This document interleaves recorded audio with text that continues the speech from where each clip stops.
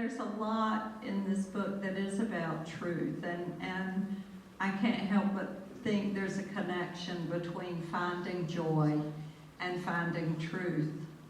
You know, truth is really, well, in so many ways it's in short demand, but in this context, I came to understand, especially from the research, we're all born with joy within ourselves. It's part of our essence. And as we grow older, you know, the world is a scary place. People can be scary, and we start to protect ourselves, and we start to put up armor in various ways. And that joy, it kind of it can disappear from our lives. It can disappear from us as well. And so in many ways, this book was my seeking to refine that joy in myself, and then to cultivate that and share it with others.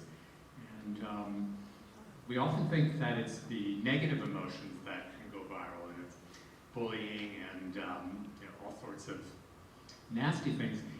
The positive emotions travel the same way, and so if you're kind, if you're joyful, if you're generous, empathetic, that has an effect on people, which all of you know by what you do here as volunteers and as staff.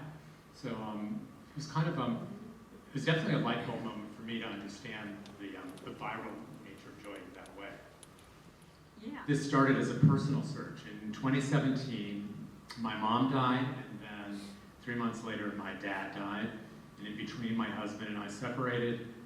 And then at the end of that year, my sister was diagnosed with ovarian cancer. So that was, that was a shitty time, excuse my language.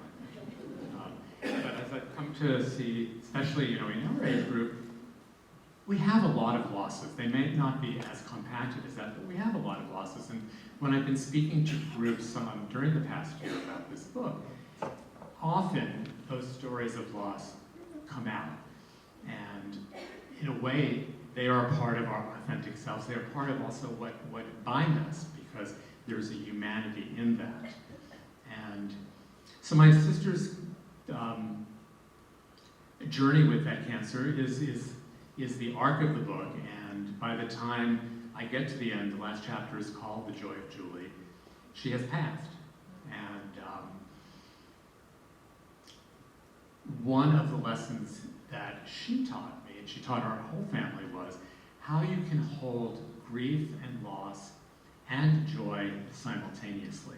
Because during the nearly 6 years that she was ill, our family came together in a way that I never would have imagined. And we were a fairly close family to start off with, but we became an intrinsic part of her life and each other's lives. And in that, we were able to find the small joys of reliving playing games that we had as children, accusing each other of cheating. She was always the cheater, but if she was here, she would tell you all I was the cheater. I got the last word on that. But this also helped me to just understand that joy is not just the July 4th fireworks. It's not just New Year's Eve, the Big Bang Theory, I call it. It's really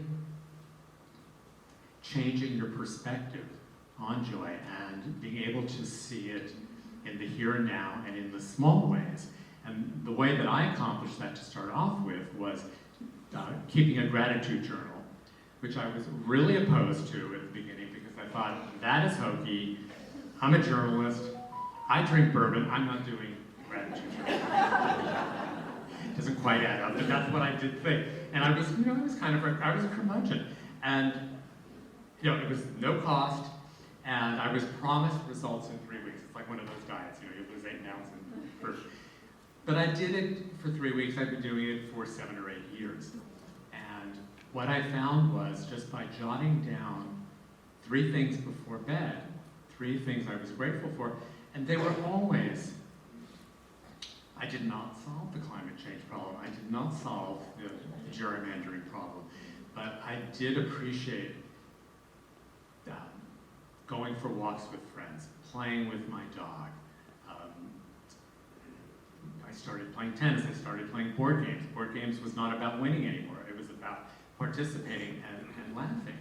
And so it was really the connections that were were part of that. And I found that after 3 or 4 weeks, I started to wake up on the better side of the bed, not having sort of gone to sleep with all my list of grievances, which kind of put me on the wrong side of the bed.